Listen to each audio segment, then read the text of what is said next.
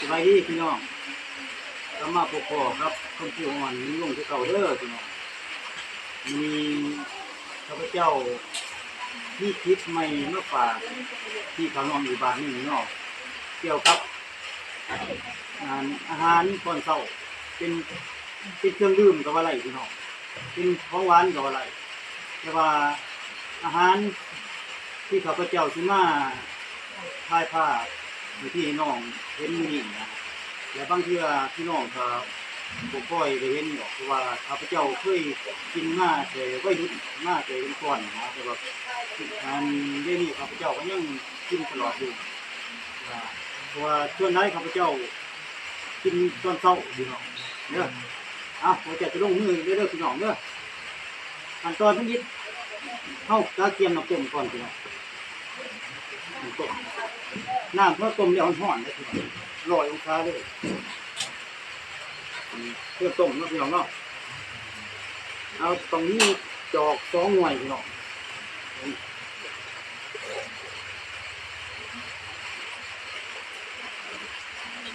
คือข้าพเจ้าแต่ละมื้อที่กินกาแฟพี่น้องกาแฟแต่ว่าทุกคนก็กินกาแฟคือกันแต่ว่าข้าพเจ้าที่มีองค์ประกอบน้อยๆหนึ่งที่น้องปล่อยให้กันเนาะพี่น้องเนาะมีกาแฟด้วยพี่น้องเด้อ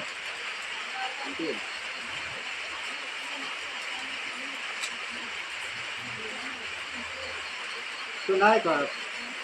พี่น้องกินกาแฟก็กินธรรมดานะแต่ว่าข้าพเจ้าตรงนี้ส่วนประกอบเล็กๆน้อยๆมันจะเพื่อให้มันมีบรรยากาศเนาะพี่น้องเนาะมีเท่อะไรเฮาไม่ขี้มึงว่ารสชาตินี่คือบ่โอ้ยโอเคเลยดังนั้นต้องไข่กับไข่ไปต้องไข่นี่ก็ต้องน้ำต้องร้อนนี่พี่น้อง100 องศาเลยเพื่อให้มันมีพลังงานเนาะหลังจากเขาทับไข่ไปแล้วต้องก็เบิ่งว่าไข่มันติดจับเส้นนะครับพี่น้องเด้อเขาไม่กินมันจะหน่อย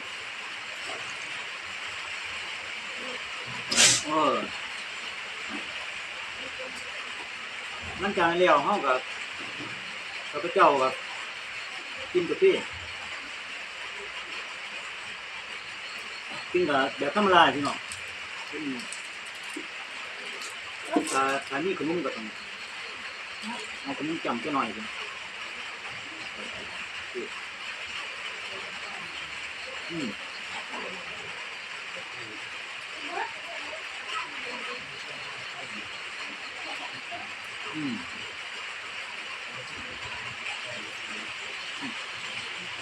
โอเคเลยพี่น้องกินกาแฟกับขนมแล้วก็กินกับหลอกไข่ชุบอยู่ประมาณ19%ตัวนี้ข้าพเจ้าเคยกินประจำที่เขาเป็นเล่นแต่ตกมาในปัจจุบันข้าพเจ้ายังกินยังเนื่อยกินอยู่พี่น้องแต่ว่าเฉพาะข้าพเจ้าเองนะกินแล้วมันมีคนดีต่อร่างกายนะพี่น้องในพี่น้องพิจารณาไปนำกันนะมันดียังดีเนี่ยอะไรข้าพเจ้าก็บ่รู้หรอกแต่ว่าคือข้าพเจ้ากินแล้วนะมันสิมีคนดีต่อร่างกายดีจะได้ล่ะความสดชื่นบ่แล้วว่าความทนหรือว่าจะได้กับแต่ว่าข้าพเจ้าที่มาสรุปกันว่ามันดีต่อร่างกายดีพี่น้องมีบ่ออกจากใจเลยเพราะว่าข้าพเจ้ากินประจำเลย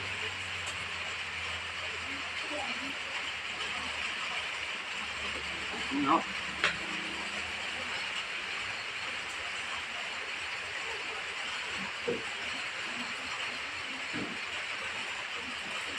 เนี่ยแต่พี่น้อง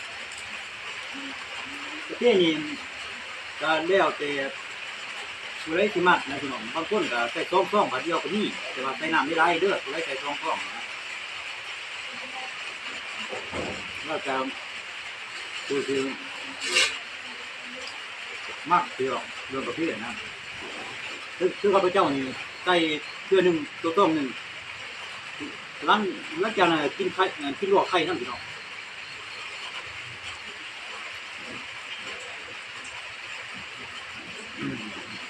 ค่อยกินพี่น้องค่อยกินลวกไข่นั่น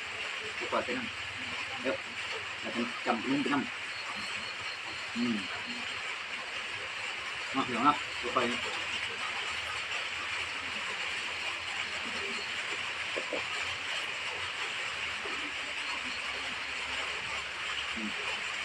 นี่คือไข่ที่เฮากระเทียมจ้ะพี่น้องเฮากับพยายามกินแต่น้ำมันเย็นนะครับพี่น้องแล้วพยายามกิน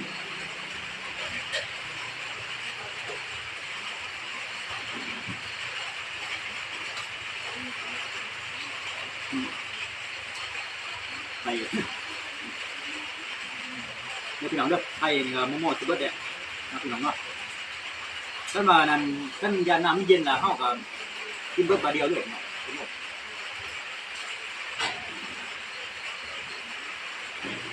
เบิดเนาะพี่น้องเนาะไข่เกี่ยงเลยหลังจากนั้นกินเบิดเลย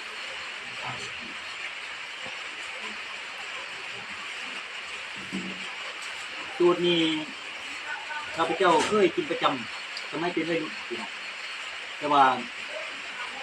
มันสิดีจะได้ข้าพเจ้ากับ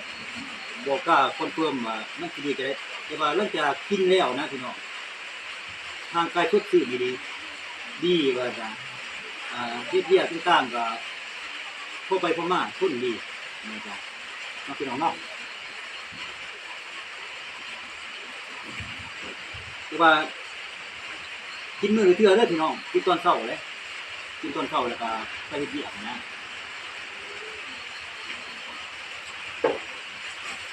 หลังจากนั้นก็ล้างจอกจังหน่อยพี่น้องมันเบิดเลยมันสิเบิดบ่ไหลนะเพราะว่ามันของดี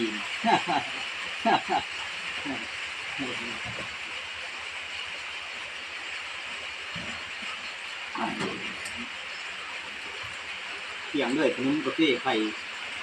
หมูเรือเลย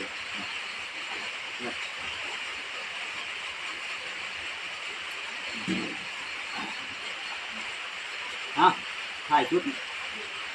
มีขอบใจพี่น้องเด้อคนได้ติดตามคลิปคำพูดมินิวง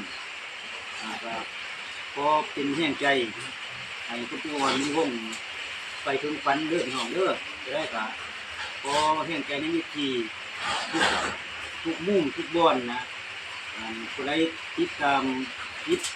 คำพูดมินิวงก็ขอฝากความหวังแล้วก็ฝากแห่งใจน้ำพี่น้องวิธีทุกคนขอฝากความหวังขอฝากแห่งใจเด้อพี่น้องเด้อส่งเสริม